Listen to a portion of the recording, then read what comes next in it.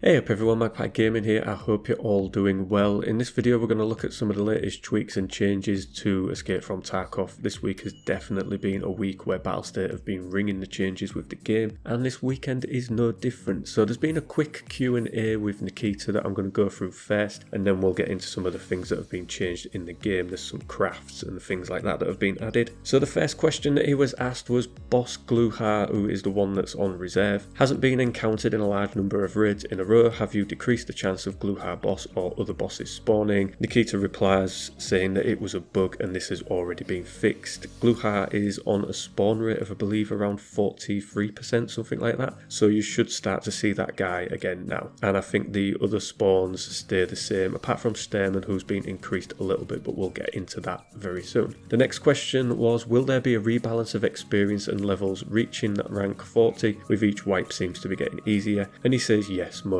likely, and I can probably quite well believe that one. It is very easy for some people just to absolutely blitz this game and get to level 40. I think you will always have that with a lot of players. You know, some guys can just put all the hours of the day into the game, whereas the casual gamers not so much, but they are going to try and slow that down a little bit for those that like to blitz it. So I can see a rebalance of the skills and everything coming soon. Now that you're able to pierce doors with bullets, will there be more work to increase the piercing, walls, corners, other obstacles, etc.? He says there will be a complete redesign of ballistics on the locations. This means that there will be a readjustment of objects in terms of penetrations. Vehicles, for example, will receive hard to penetrate zones such as the engine and things like that. So I'm going to be looking forward to seeing how that actually works. I always thought that you could actually shoot through doors in the game anyway, but it seems as though they've worked a little bit more on that now and that you can do it a little bit better. I'm not sure, it's something I'm going to have to definitely try. This next question, I've got no idea what they're going on about here, but they say, do you plan to have an exit and entrance into the hideout location? Say that this is not planned, so I'm not sure what they're on about with that. Do they mean an entrance and an exit in maps or something like that? I'm not sure. Seems like a really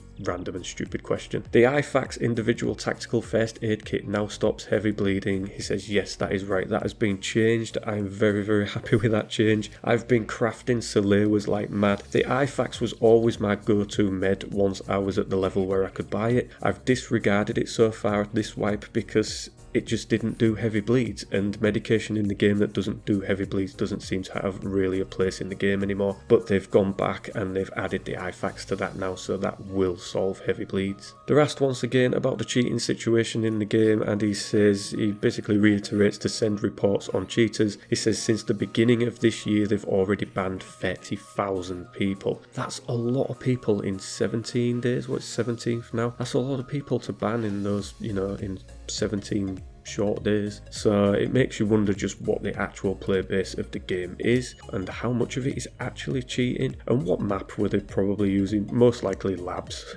And the last question was, minefields currently serve as a location limiter. Will there be any exits on minefields in the near future when mine detectors are implemented? And he says yes, such exits are planned. So we're going to get a mine detector. I'm not really sure how that's going to work. Are we going to pull a metal detector out and start sweeping it in front of us to hit an extract? I don't know. But yeah, some exfils through the minefields are planned. And that was it for the questions and answers session. So I'm going to get into some of the things that have changed in the game over the last 24 to 48 hours. The Mark 18.338 marksman rifle that uses the Lapot rounds, that is now not purchasable from whichever trader you could purchase it from. I'm not at the level where I could purchase that gun. I believe it was Jaeger. That gun has now been locked behind a level 4 Jaeger quest. To complete that, you will need to kill Stearman 25 times, and then it unlocks the purchase of that weapon. And for those that are wondering, it is currently going on the market, this gun, for around 340,000 if you wanted to go buy it. To help with this, they've slightly increased Stearman's spawn rate. I think it was 39%, it's gone up 2 or 3% to help with the farming of him.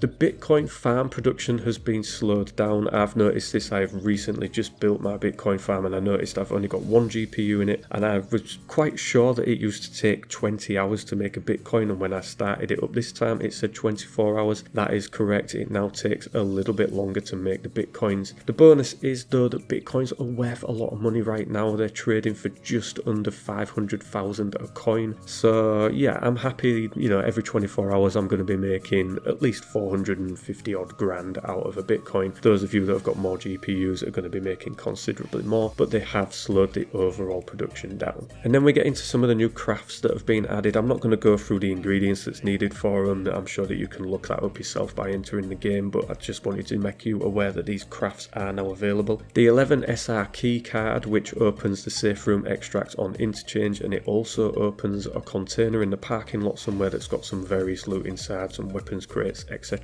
That can be now created in the intelligence center level 2. That card is currently selling for around 2.5 million on the market. Keck tape can now be crafted at level 2 in the lavatory. Obviously Keck tape is needed to be able to create the 60 round AK magazines in the lavatory as well, so that's a good addition. Military circuit boards can now be crafted in workbench level 2. 7.62 BP rounds can be crafted at workbench level 3. You get 260 rounds in total. The antidote for the cultist poison can be made at level 2 med station. Intelligence folders can now be created at level 3 intelligence center, as well as the violet keycard at level 3 intelligence center if you wanted to get all of the ingredients that's needed for that to make it. And that is pretty much it for the changes over the last couple of days. I'm no doubt sure that there will be more in the coming week. There seems to be a hell of a lot of changes just recently, like in the last few days. What else they're going to change, I do not know, but it definitely seems as though they're trying to slow progression down in the game. I have noticed that quite a bit. But what they seem to take away with one hand, they're giving us with the other, with these new crafts and things like that. So there's definitely trying to strike a good balance in the game. Whether or not they're striking that will be down to your personal preference. For me, I think they're getting it just about right. Let me know what you think about the changes in the comment section down below. And as always, ladies and gentlemen, thank you very much for watching and listening. Don't forget to like, share and subscribe. Stay safe, and I will catch you in the next one. Take care.